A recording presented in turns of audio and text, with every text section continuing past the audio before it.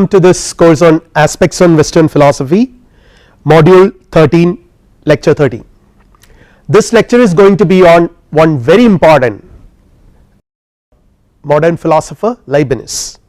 Leibniz is quite well known outside the philosophical circles as a mathematician, as a logician, as a diplomat, but more primarily as a mathematician. So, this lecture would be covering the following topics. We will discuss Leibniz monadology, which is one of the central concepts in his philosophy, or one of the most important theoretical contributions of Leibniz to modern philosophy is his monadology. And with the after explaining this, we will try to see the mind body problem which lies at the center of modern philosophy. We have seen that this problem of mind body dualism, or the relationship between the mind and the body, is at the center of all philosophical contemplations right from Descartes. So, Descartes has his theory, his version of or his account of this relationship. Then we had seen how Spinoza also encounters this problem, and now we see with this monadology how Leibniz is going to encounter and give an account of his views about the mind body relationship. Then we will also see the concept of God, which is another very important concept with which almost all the modern philosophers are preoccupied with. And then the most important contribution, or rather I would rather say that this concept, the concept of pre-established harmony, is probably what makes Leibniz one of the very important philosophers in modern period. So, we will see a basic outline of his life and career. He is primarily, as I already mentioned, primarily known as an outstanding mathematician, and born in July 1646 in Leipzig, and 1675 he laid the foundation of the differential or integral calculus along with Newton. He is known as the one who has laid the foundation of this differential calculus, and this period 1772 to 76 he had visited several places and also had met two important philosophers, Malebranche and Spinoza, particularly Spinoza because it is Leibniz who succeeds Spinoza in the rationalistic school of thought, and Spinoza's influence on Leibniz philosophy is tremendous, phenomenal influence.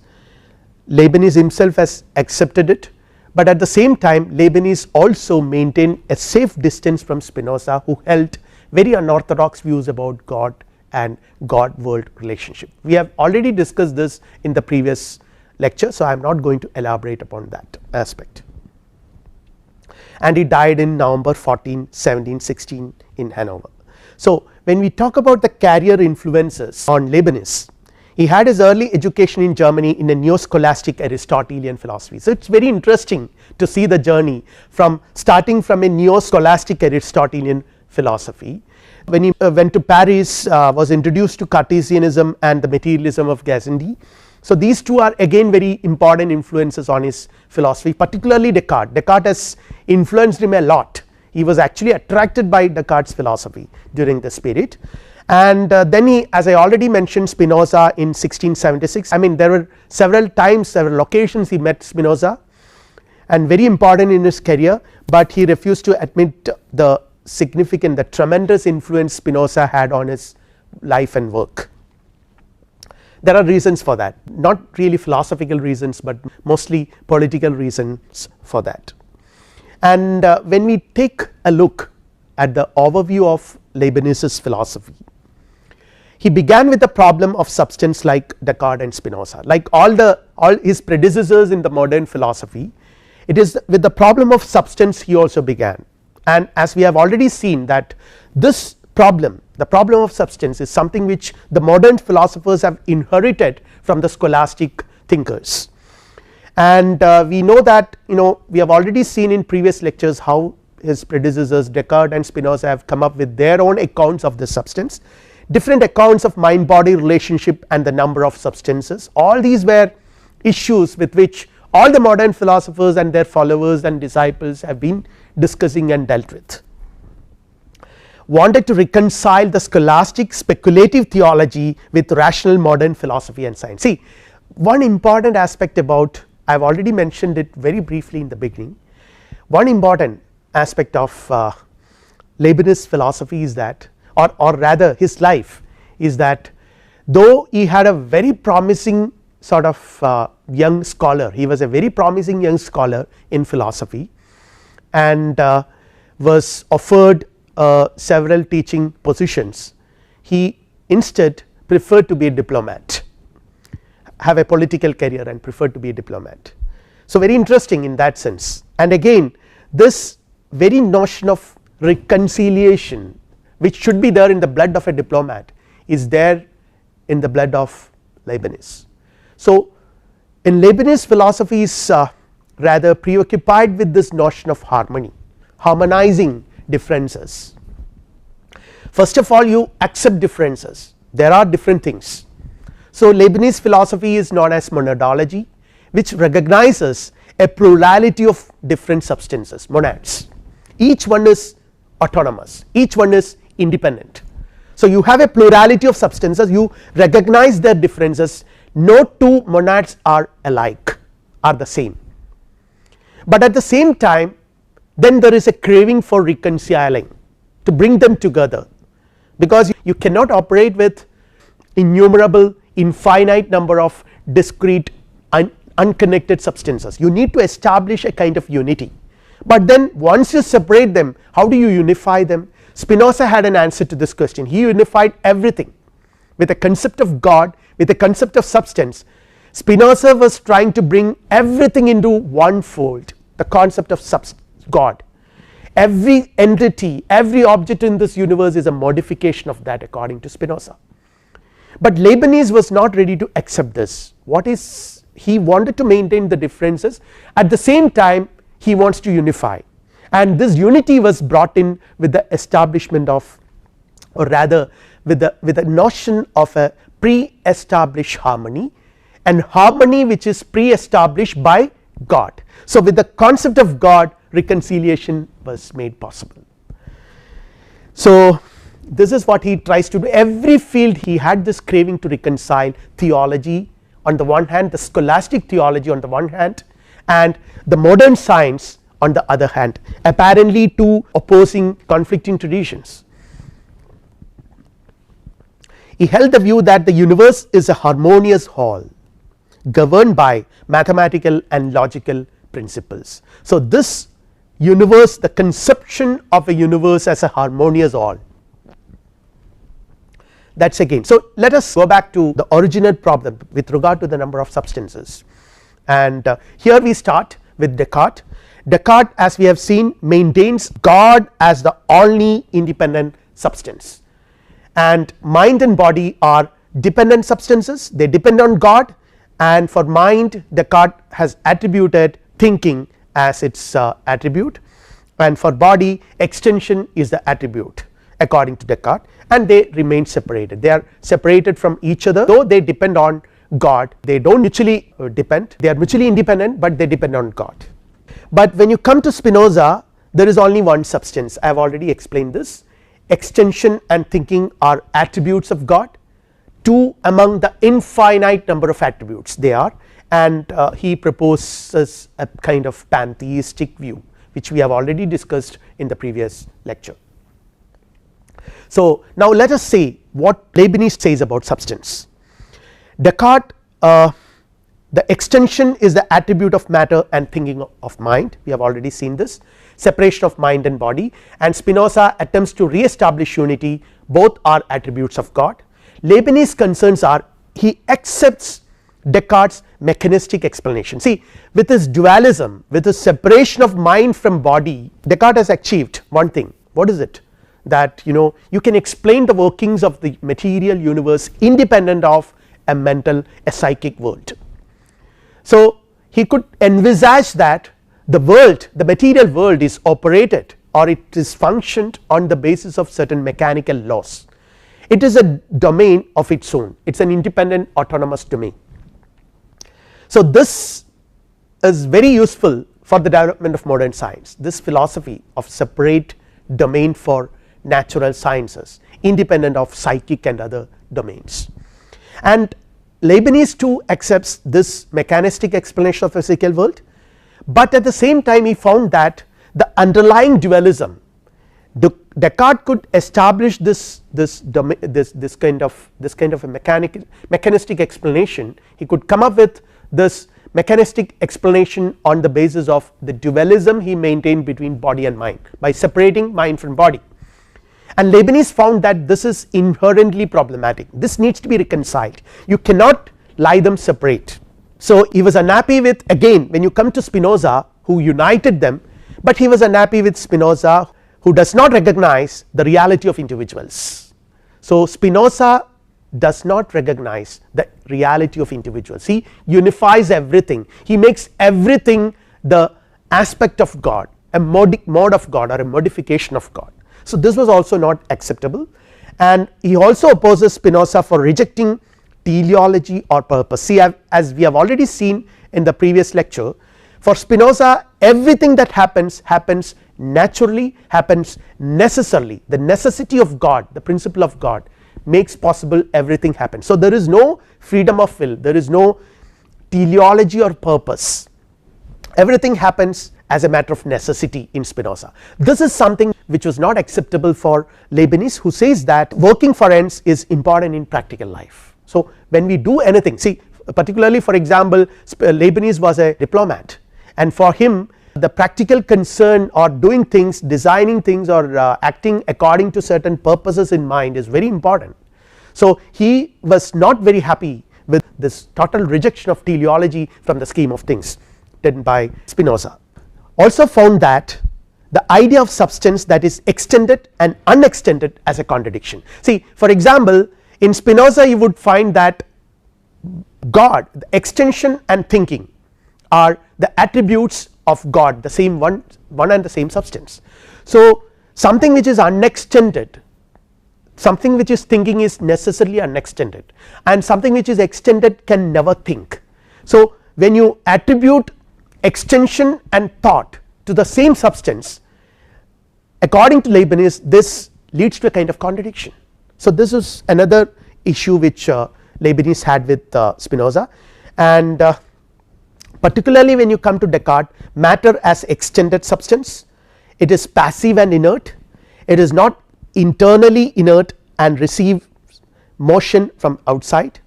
According to Leibniz, extension cannot be the attribute of substance, extension involves plurality, hence only belong to an aggregate of substances. This is his view, each single substance must be unextended according to him.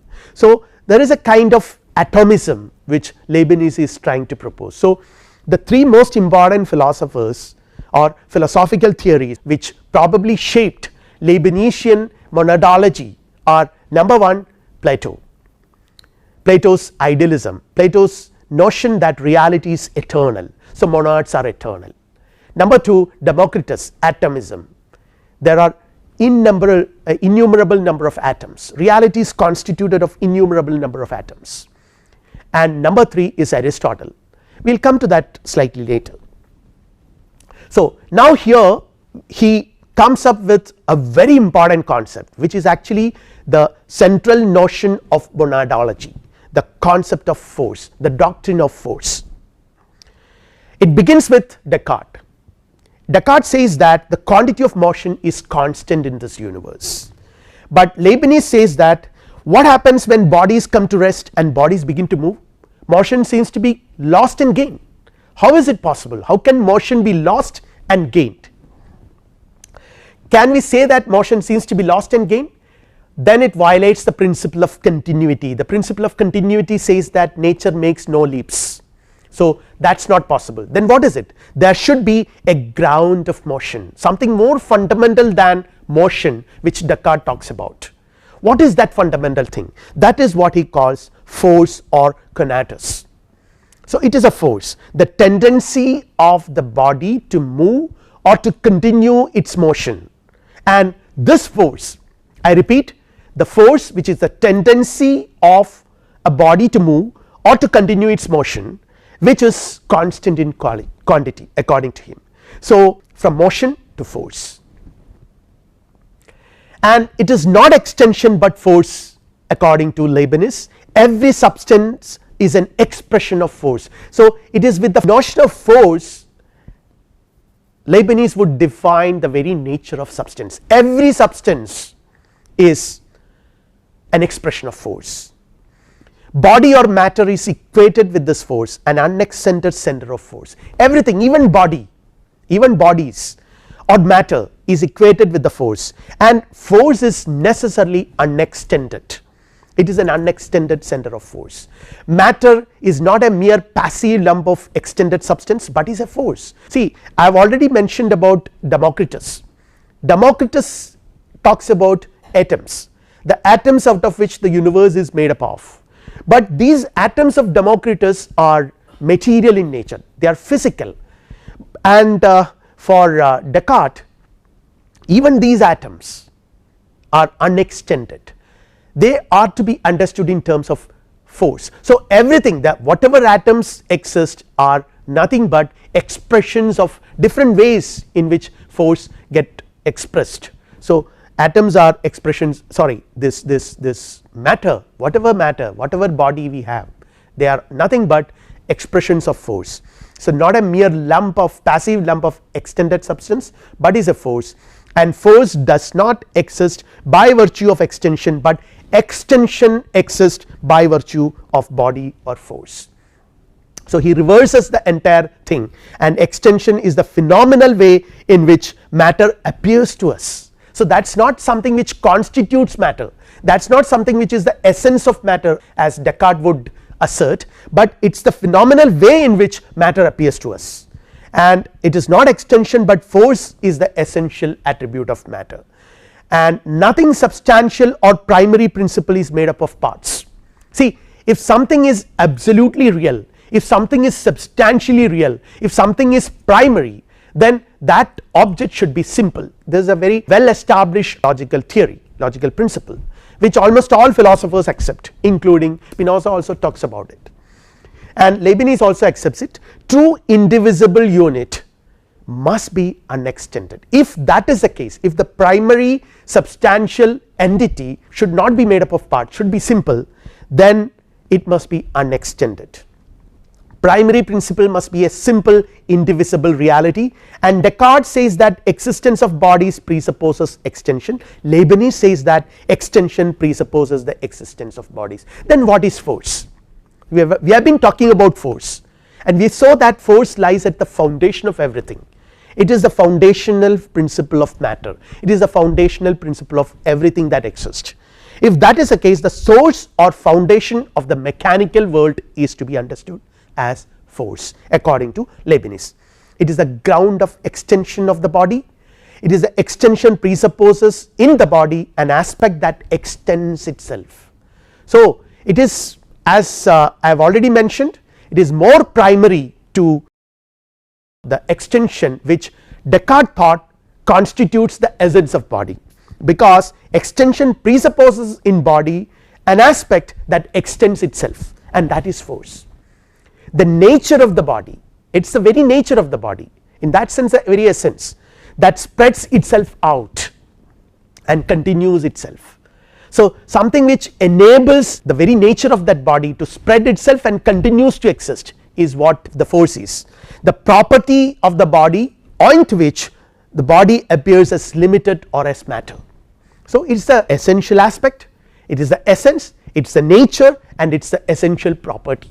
Again, when you talk about reality of force, every unit of force is an indivisible union of soul and matter. So he makes another leap here. He has been talking about atoms and force and all those things, it appears to be, you know, simple entities. So what is it? So what does it constitute? Even he talks about body, and he says that what lies at the foundation of body is this force. Then what is it? So he says that in force, the reality of force is constitutive of what can be understood as an indivisible union of soul and matter. It is a union of activity and passivity, mind and body in one sense we can say, a union of activity and passivity, An organizing self-determining purpose is force, and again it limits itself, it has the power of resistance. So all these things qualify what is to be understood as force, and at the same time Leibniz says that unlike his immediate predecessor Spinoza, who tries to unify everything under the concept of substance by proclaiming that substance encompasses the entire world, entire universe, Leibniz recognizes a plurality of forces.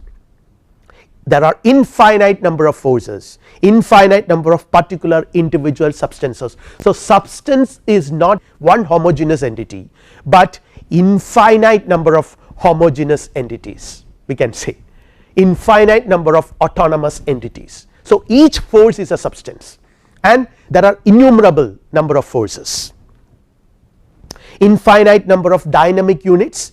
Each unit is immaterial, unextended and simple. Immaterial because they are not constitutive of matter in the sense that they are unextended, and then they are simple, which means they cannot be divided further. So the principle of atomism is implicit in it, but this atom is a kind of metaphysical atom, it is not a physical atom, it is a metaphysical atom. Each substance is a union of matter and soul. So in one sense we can say that the two principles which traditional philosophy thinks are so fundamental in understanding the concept of being, mind and body, body and soul. So Leibniz is trying to accommodate these fundamental principles into one single entity known as substance or monad, which is a union of matter and soul, and it is a metaphysical point, not physical or mathematical, it is a metaphysical point.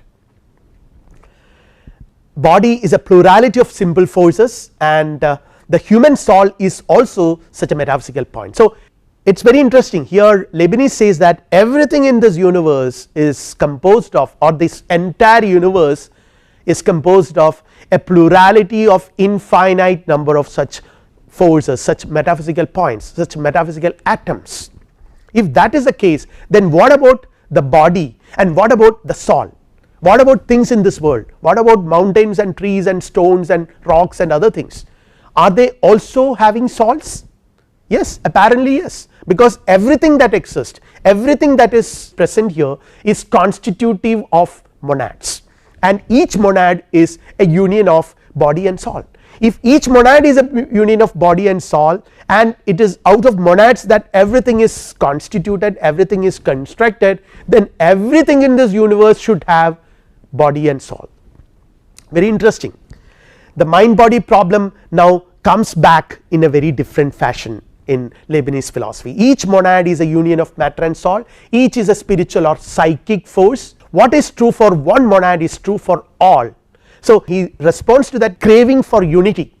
So what is true for one monad should be true for all monads. So the entirety of reality is brought into this concept of monad. The same principle that expresses itself in the mind of man is active in body, plant and animal and everything in this universe. So it is the same principle. So harmonizing, I mentioned earlier that this craving for harmony is so central to all these philosophers, and it is particularly more visible in Leibniz, and it is very interesting in Leibniz because Leibniz on the one hand maintains a pluralism of forces, a pluralism of monads, metaphysical points, and on the other hand he explains that there is a unity, there is a harmony, all matter is animate. And what is then mind? Opposes the traditional notions that equates mind with consciousness, which is quite commonsensical. It is a dominant Cartesian view of conceiving mind as, or equating mind with consciousness. As Descartes says, every mind thinks, mind even thinks when it goes to sleep. So there is not a moment in which the mind ceases to think. Essentially what Leibniz says is that opposing all these accepted views about mind and consciousness and their relationship, Leibniz asserts that mind is essentially unconscious, consists of perceptions and tendencies, and there are clear and obscure perceptions, clearness and distinctness in different monads. So, minds, since every monad is a union of soul and body, every monad has this perception, the ability to perceive, but the clarity, the clearness and distinctness vary from monad to monad. That makes this difference in the clarity and distinctiveness makes one monad different from another. Every monad is capable of perception because there is mind and body in every monad. So, let us see a hierarchy. So, it begins with the plants in the bottom. So, the plants, everything is obscure and confused as if in sleep, a kind of comatose state, but slightly above you have animals, slightly above perception with memory, which is consciousness, and in the case of humans we go still above, there is clearer consciousness, self consciousness or a perception, and knowledge of the inner state. All these things are present in the case of man, but fundamentally all are constitutive of monads. In the case of man, the consciousness is clearer. In the case of animals, the consciousness is not really clear, but there is some consciousness is present, but in the case of plants it is completely in a dormant state or obscure and confused.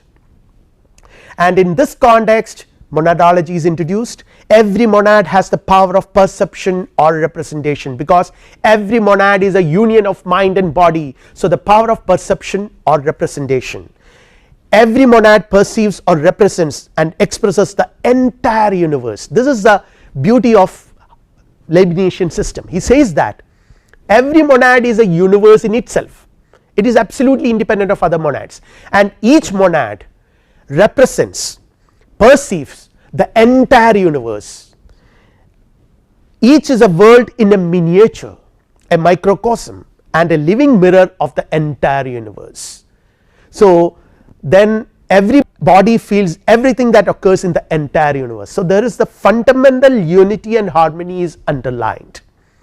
Every monad perceives and represents not just what is immediately around it, but the entire universe. So, on the one hand it is unique and distinct, but on the other hand it is like all other monads, addressing the question of unity. And here comes the pluralism. There are infinite number of different monads.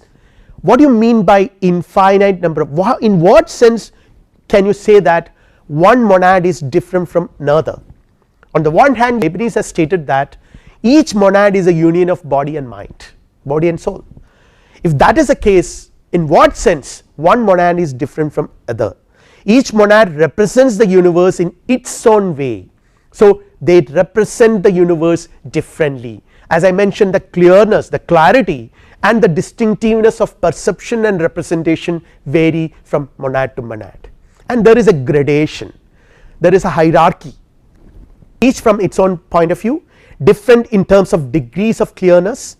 The perspective of each monad is limited. No two monads mirror the universe in the same way. If they do that, then they are not two, they are one and the same. They form a hierarchy, and this is another very important aspect of Leibnizian philosophy, the hierarchy of monads. Monads differ in terms of clearness and perception. I have already explained this, from the lowest to the highest monad in terms of clearness or conscious. The lowest will have the most obscure, the dullest form of perception and representation.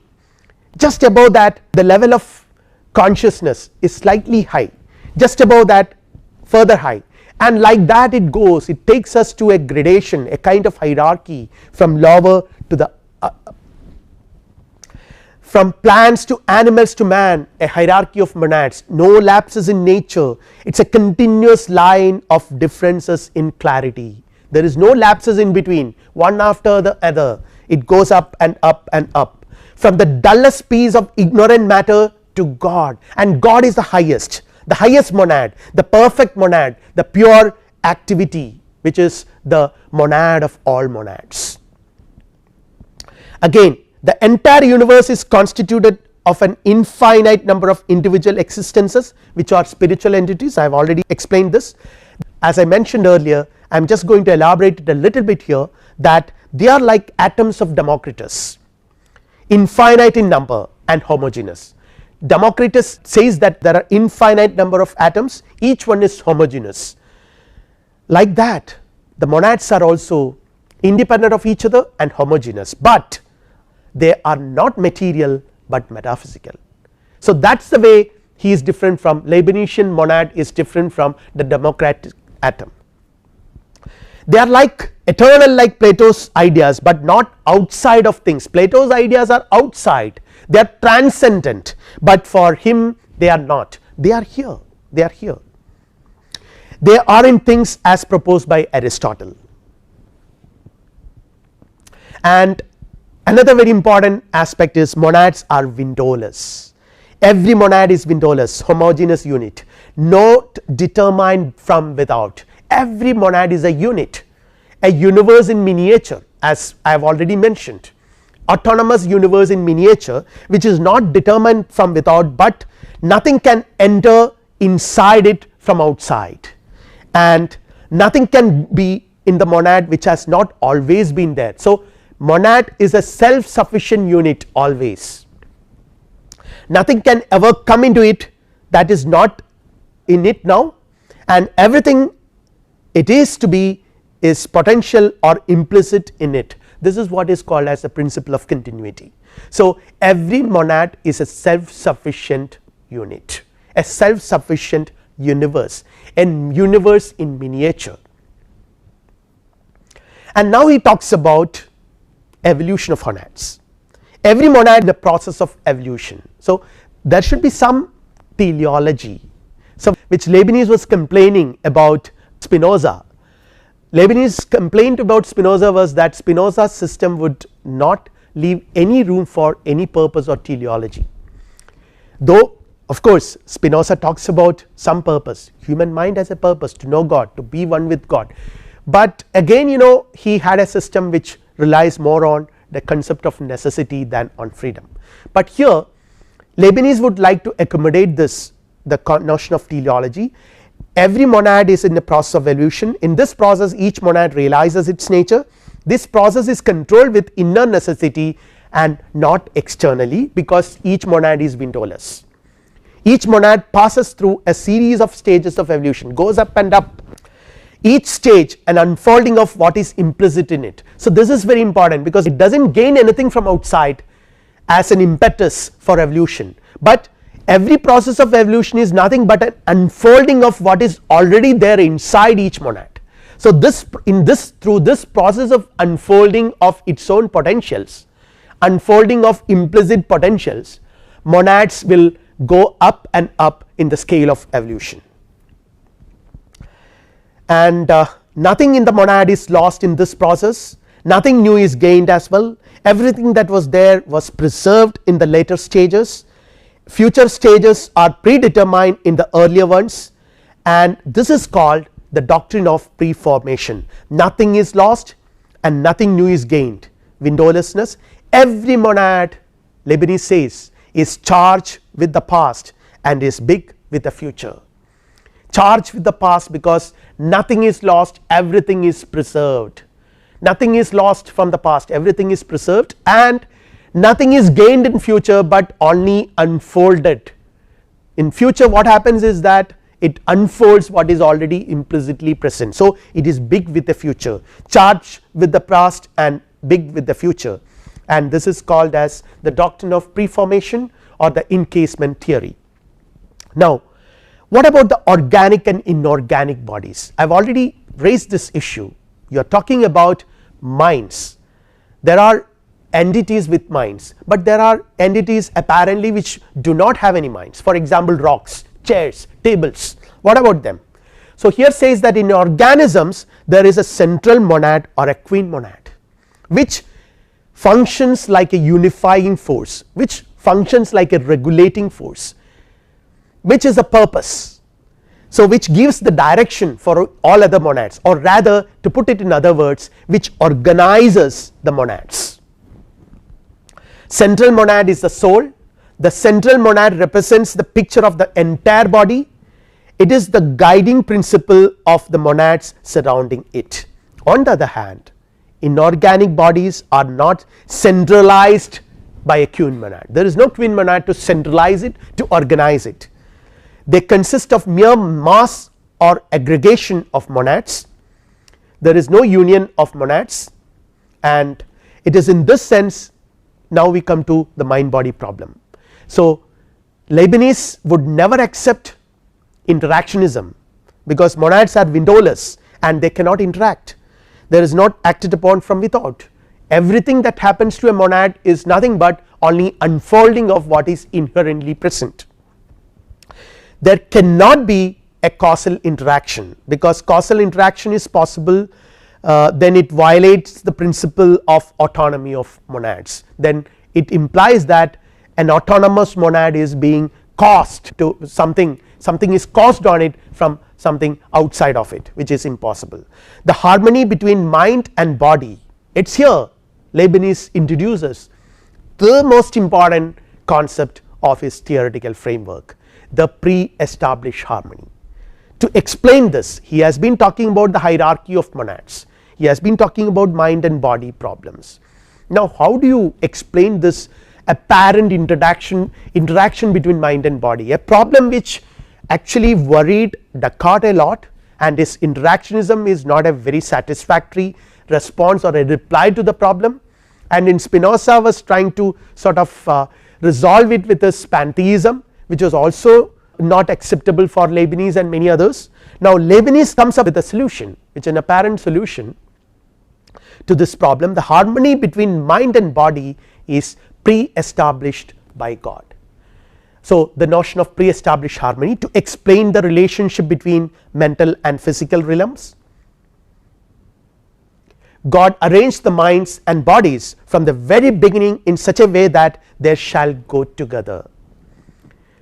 The soul and the body are in relation of harmony, they are not interrelated in the sense that one causes certain movements in the other. See, when I want to move my hand, for example, when I want to raise my hand, my mind wants it and my body does it, my hand goes up, but this is where I sort of have a tendency to ascribe a kind of causal relationship, something which in my mind, a will in the mind causes a motion in the body. This is the normal interactionism, which is not acceptable for various reasons, for logical reasons primarily, and he says that this is because of the harmony that is pre-established, which is there in the universe.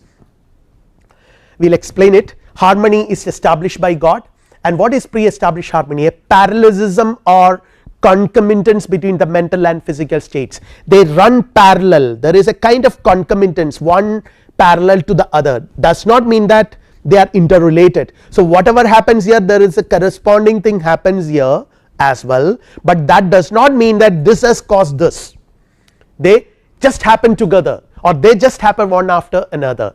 And who made them happen one after another? God. The harmony is pre-established. The body is the material expression of the soul.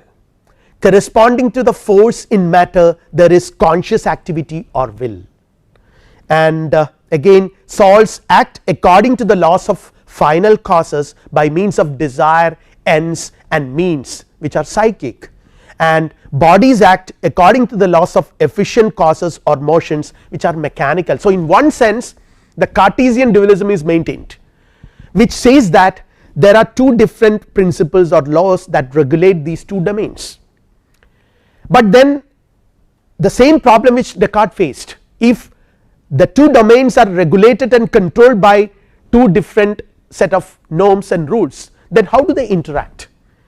And Descartes faced a lot of troubles in explaining this, and what Leibniz says is that the harmony between the two independent autonomous domains is something which is pre-established by God. The picture of the universe is an organic unity. In an organism, each part has its function, all monads act together like the parts of an organism, each monad has its specific function to perform. Every state in a monad is the effect of the preceding state in it, and each state of a monad acts in unison with the states of all the other monads due to the pre-established harmony. So with the theory of the doctrine of pre-established harmony, Leibniz resolves many of these problems which his predecessors were rather facing. Of course, he faces his own problems. So, the order of the universe, order that the universe exhibits is explained with this. Universe exhibits an order and uniformity. Everything in nature can be mechanically explained, causal order between things. The universe functions like a causal chain, everything is causally related, but causality, monadology rejects this. Causality, the notion of causality cannot be accommodated. It rejects the idea of external cause, no cause from without. Causation means concomitant changes. So, some change happens here, corresponding change happens here as well, does not mean that this has produced that, they happens concurrently. Causation means a harmonious action of the parts, not that one causes the other, but they act together. The harmony is due to the pre-established harmony which is established by God, and the God has arranged monads in such a way that they work without any external interference from other monads or from God even. The order and design in the universe presupposes a higher reason. This is how he establishes the existence of God. God is the ultimate cause of all occurrences. The source of mechanics lies in metaphysics. So, everything ultimately everything will be converged to this idea of God. Everything is made significant and meaningful with the help of this guiding principle God. Since all clocks keep time with each other without any causal interaction, there must have been a single outside cause that regulated all of them. So, that regulation is the pre-established harmony. So, here mechanism is reconciled with theology, harmony of religion and reason, harmony between the psychic physical kingdom of nature and the moral kingdom of grace. The universal principles of physics and mechanics presupposes a divine purpose, which is the purpose of God. The purpose is to harmonize. They are not like laws of logic or mathematics, their existence depends on utility and their ground is the wisdom of God, and God has chosen them as ways of realizing his purpose. This is primarily because there is a notion of harmony, harmony between man's reason and God's reason, between man's purpose and God's purpose, between physical kingdom and the kingdom of grace which I have already explained, and between God the builder of the machine of the universe and God the monarch of the divine spiritual state. And God, according to him, as I already mentioned, is the highest monad.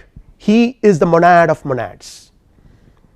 The principle of continuity demands, according to Leibniz, the principle of continuity demands that there should be a highest monad at the end of the series of forces.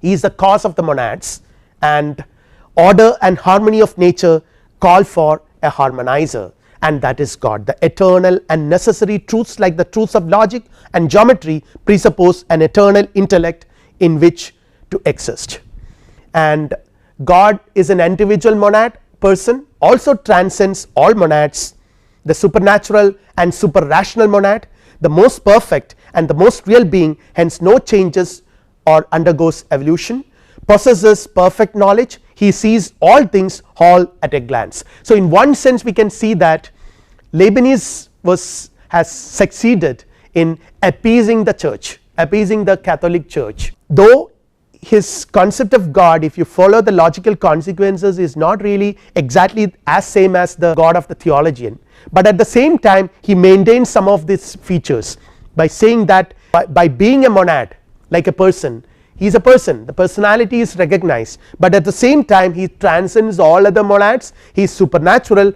and super rational, a central concept of Leibniz philosophy.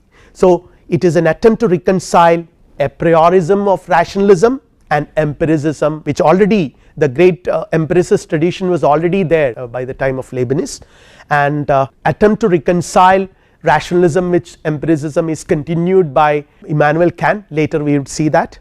And one important feature which we have seen is that Leibniz in all his philosophy, in all his career, was preoccupied with this concept, this idea of harmony and monads that are windowless and God who regulate them present a harmonious picture. And here is something which Russell would say about some problems with monadology. If the monads never interact, how does any one of them know that there are any others, because he rejects interactionism. What seems like mirroring the universe may be merely a dream. Leibniz has ascertained somehow that all the monads have similar dreams at the same time, that pre-established harmony. This of course is fantastic, Russell says, and would never have seemed credible but for the previous history of Cartesianism. And Russell makes another comment when he concludes his discussion on Leibniz philosophy. He says, nevertheless Leibniz remains a great man, and his greatness is more apparent now than it was at any earlier time. Apart from his eminence as a mathematician and as the inventor of the infinitesimal calculus, he was a pioneer in mathematical logic, of which he perceived the importance when no one else did so, and his philosophical hypotheses, though fantastic, are very clear and capable of precise expression. Russell had reasons to admire Leibniz because Russell was also a mathematician and a logician, and later when Russell even wrote a book on Leibniz, and when he developed his mathematical logic he acknowledges the influence of Leibniz. But for our purpose Leibniz is definitely one of the most important thinkers, though as Russell himself as once observed, though he was a great thinker, though he was not a great human being as Spinoza was. Thank you.